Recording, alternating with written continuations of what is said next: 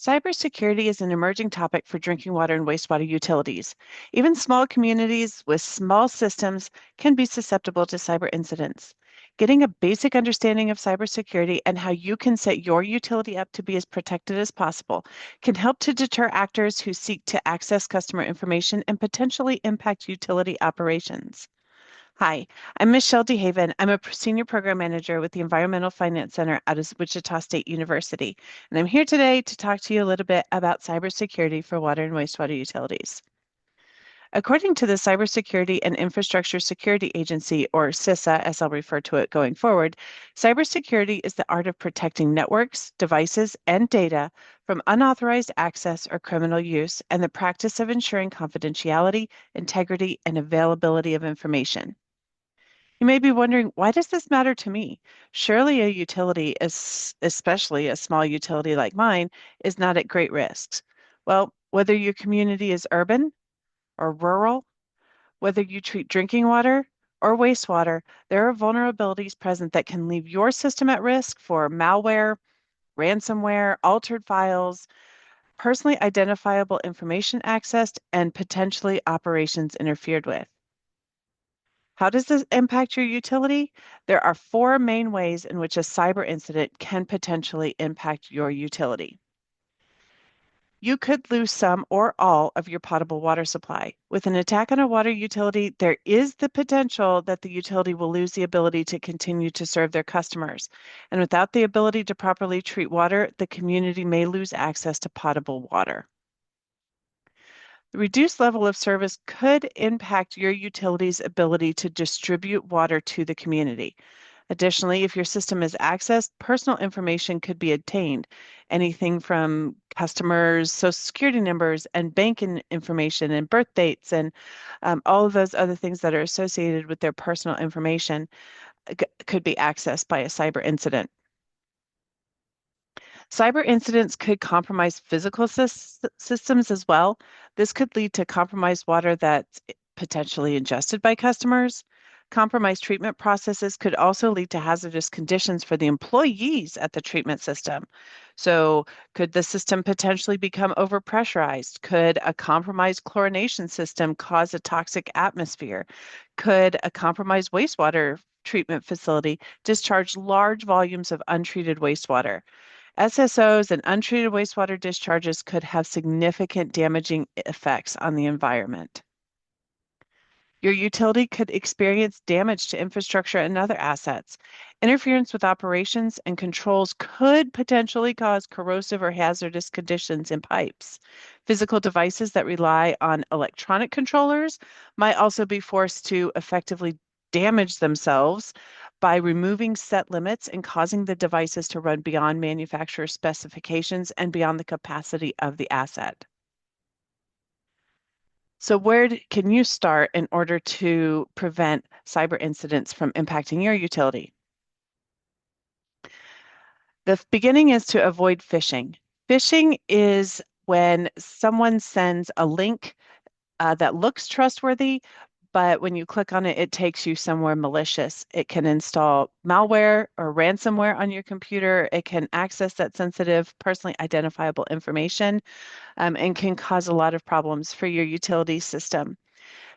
Phishing is easily preventable, by ensuring that you only click on legitimate links.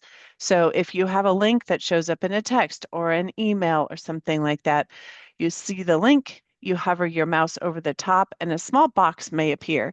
Double check to make sure that the link you're about to click on and the link that shows up in that little box are the same.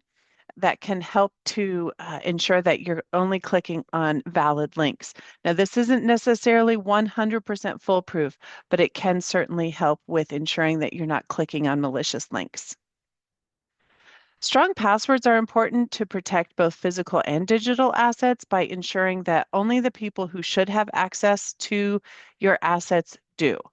So strong passwords require that you change them, not just frequently on the devices that you currently have, but ensuring that if you get new devices, you are changing the default passwords and the default codes.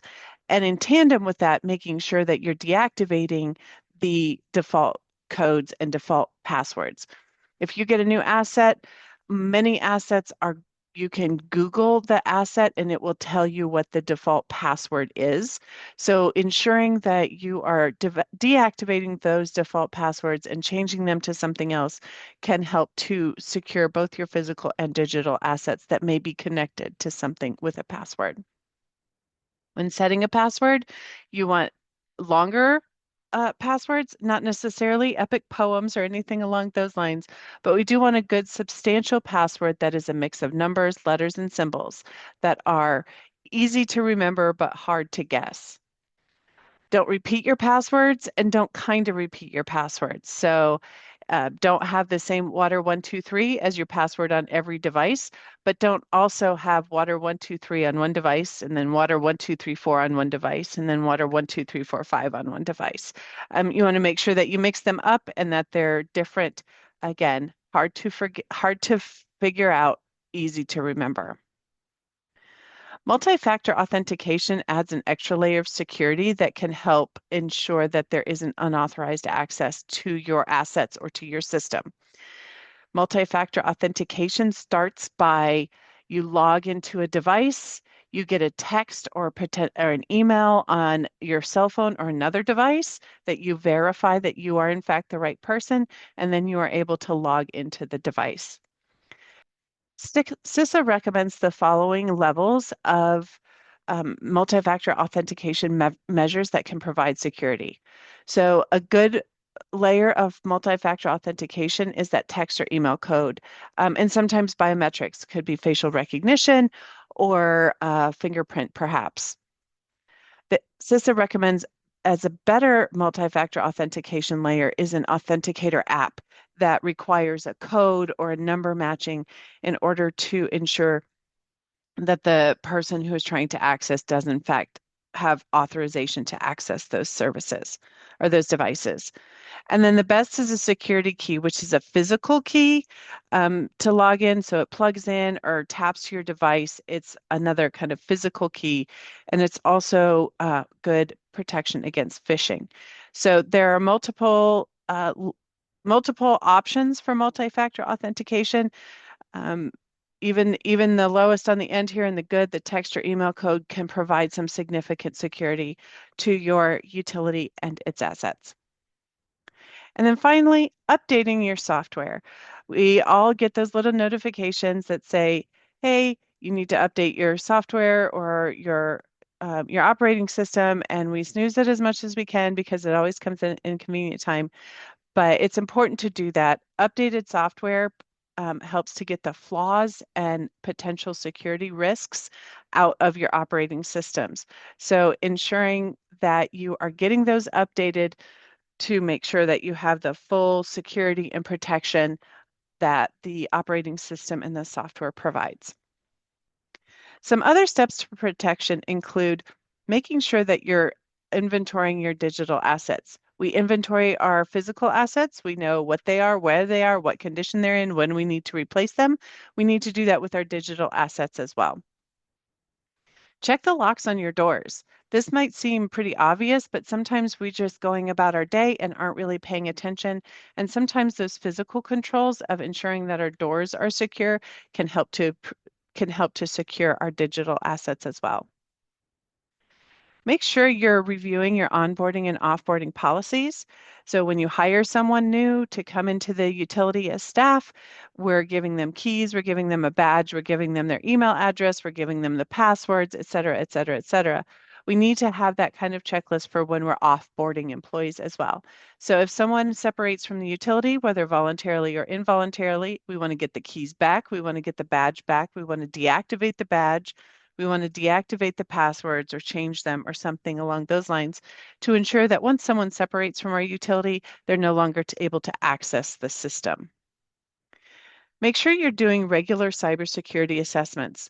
Regular, as far as frequency, depends on your system and how large and robust your cybersecurity program is. If you're a large municipality and you have an entire IT department, they're probably taking care of this. If you're a smaller system, then you need to evaluate what kind of things you have that could potentially be risks, and then how often you need to review that assessment. 6 months to a year is often a good start to really think about it, as far as how often you should consider your cybersecurity assessments. And finally, back up your digital systems. Make sure that you have them going either to a secure place in the cloud or an external server or something along those lines, so that you have the data that you need. If there is an incident, you are able to grab that information about your utility in a timely manner so that you don't lose as much information as you would if you didn't have it backed up. There are several resources for utilities to be able to think about their cybersecurity and what they might need to focus on.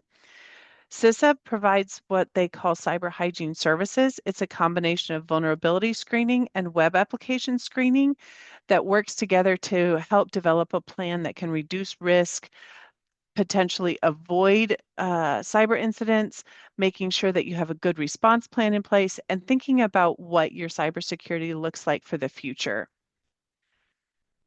EPA has a series of checklists that are available for all systems, specifically the Cybersecurity Incident Action Checklist.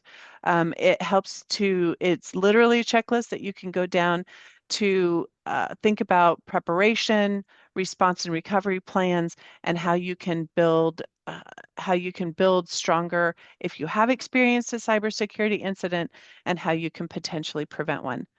This list of action checklists is robust. It has checklists in here for natural disasters and other kind of weather conditions that can really help your system think about what you might need to do as far as response and recovery plans for your utility.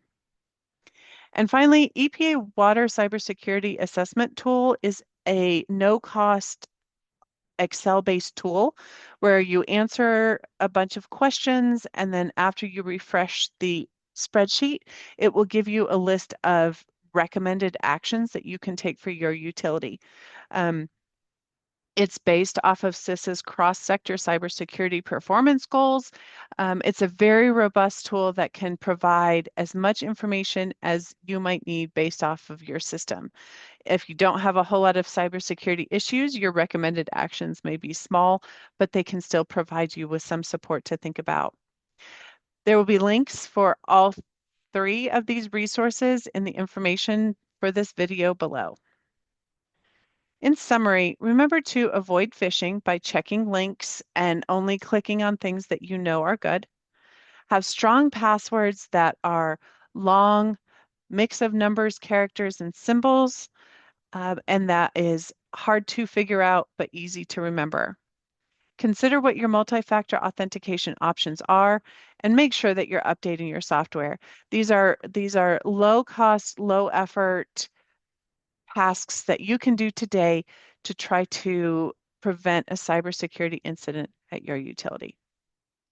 Thank you for listening today. Check out the information below the video for resources to help you keep your utility secure. Have a great day.